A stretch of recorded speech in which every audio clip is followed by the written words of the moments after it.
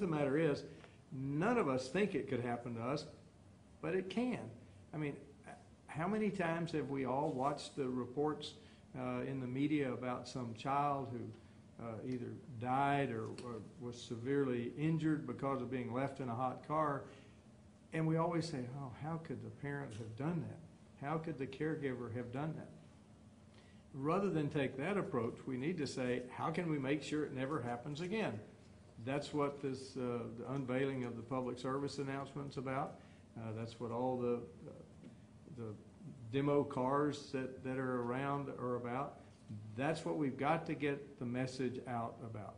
And in a very minor example, you know, I give quite a few speeches, and every time I give a speech, I take off my, yes, I still use Blackberries, but I take off my Blackberries, and I always put my car keys with them. And that way I won't drive away and leave my Blackberries behind. I've left briefcases in offices where I've gone for a meeting because somebody will call me as I'm getting ready to leave, and I'll hustle out the door.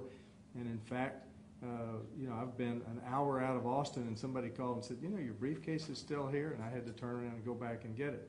Well, those are minor compared to a child that's left in a car. And while we can all say, well, but that won't happen to us, how many times have we all been driving somewhere and we're supposed to do something different, but instead habits kick in and we do our normal path. And then suddenly we find ourselves going, oh, well, I'm not supposed to be here, I'm supposed to be there. That's how the tragedy occurs. People get distracted.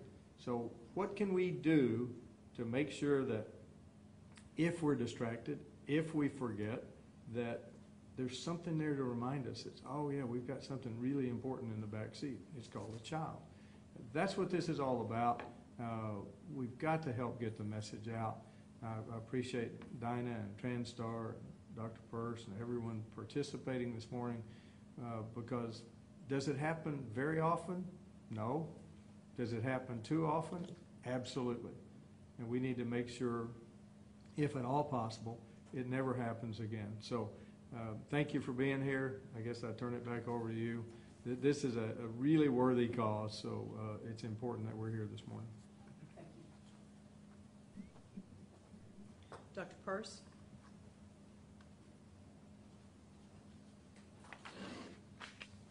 Thank you, everyone. Thank you for having me come and speak. I can't do anything but really echo what the judge said. In the cases that we've had, you know, one of the things that always strikes me is that the people, the mom, the dad, the uncle, the grandparent, the caregiver, is just like every one of us. There's nothing different about them.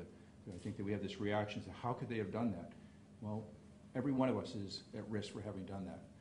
I was a paramedic for 10 years. I've been an emergency physician, and I've been the EMS medical director for the city of Houston for 20. And I've seen more than my fair share of tragedy, but there's nothing that compares to an avoidable death of a child. And that's exactly what this is. This is avoidable. It is preventable.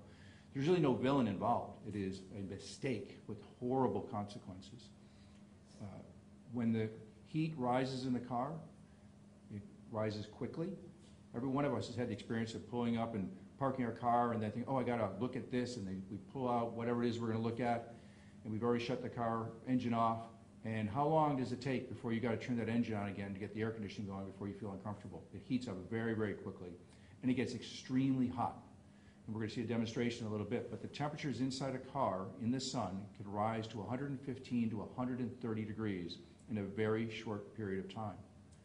And for the child who was probably sleeping when the car was parked and not making a sound and was then tragically forgotten, they will remain asleep until it gets so hot that it wakes them up. But at that point, the driver is long gone.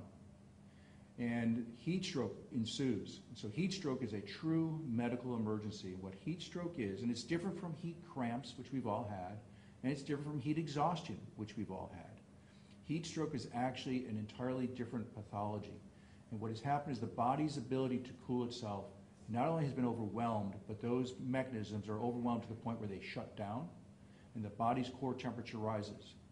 And people will become critically ill when their core temperature hits 104 degrees, and the brain begins to die at 107 degrees. And so when you're in an environment of 115 to 130 degrees, you can see that it's not going to take long for that person, that child, to start suffering irreversible consequences. There have already been 5 heat-related deaths of children, heat stroke of children in Texas this year. It's way more than we should have. This tragedy is the second, it's actually the leading cause of non-collision related automobile deaths among children. The leading cause of non-collision related vehicle deaths in children is this phenomenon that we're talking about today. And as I said, we've already got way too many here in Texas. We live in Texas. This is our environment. We know how to live here. And the judge points out that there have got to be ways, we've got to, each one of us, figure out a way to make sure that when our routine changes, and it's generally a question of a routine change, I'm not the one who usually brings the baby to the daycare or the child to school or whatever the situation is. I'm not the one who usually does that. I've got a routine, I've got to change my routine. I got to come up with something to make sure that I don't go inside and leave that child behind. There really is nothing more important to pay attention to when you're driving and you're the one who's taking care of that child, and making sure that the child gets to its destination safely, just as safe as anyone else. And so I want to thank you for putting this forward. I can't think of anything any more important for us to be paying attention to today. Today the temperature is expected to get to 98 degrees. The heat index is expected to get up to over 110 degrees today. This is Texas. We know how to live in Texas. Thank you.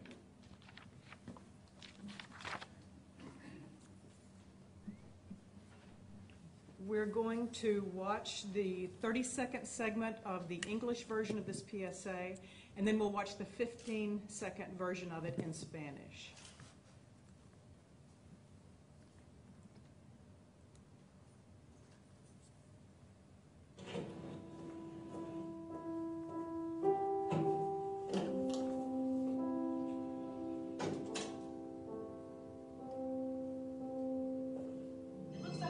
It takes only 10 minutes for the inside of a car to reach deadly temperatures for your child. Don't let distractions get in the way of remembering precious cargo.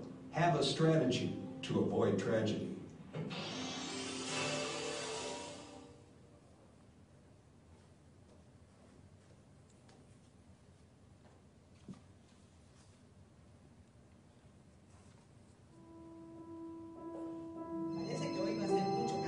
No dejes que las distracciones te impidan pensar en tu valiosa carga. Prepara una estrategia para evitar tragedias.